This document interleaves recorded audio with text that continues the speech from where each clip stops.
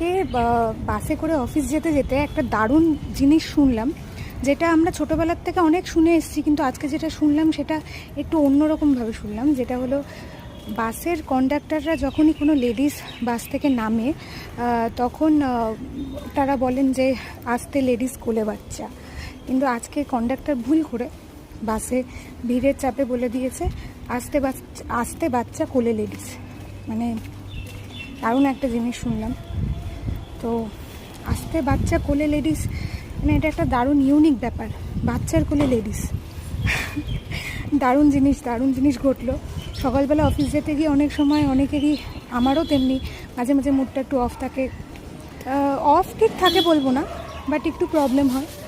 কিন্তু আজকে যেটা দেখলাম সেটা তো জাস্ট আমার মুডটাকে রিফ্রেশ করে দিল, হাসি পেল। হয়তো সেই বাসের কন্ডাক্টর ইচ্ছা করেই বলেছে কথাটা,